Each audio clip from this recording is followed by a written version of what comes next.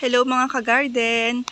Dito po ako sa aking garden, flexing my upland kangkong or Chinese kangkong na nakatanim sa sako. Ayan.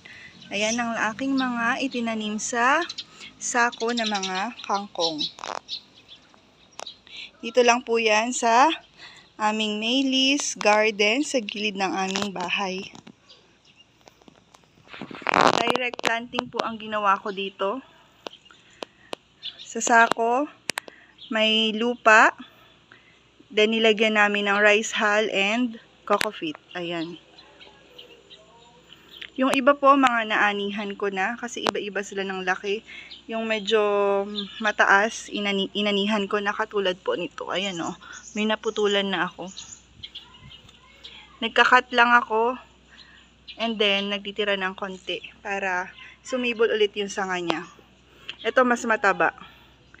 First na dahon po kasi nila ito.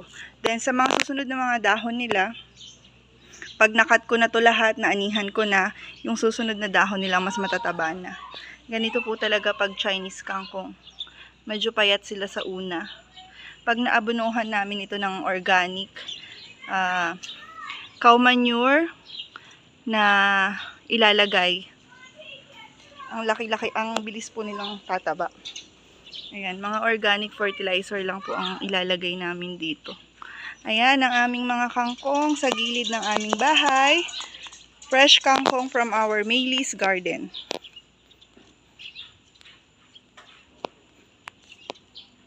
Unlimited kangkong dito sa aking garden.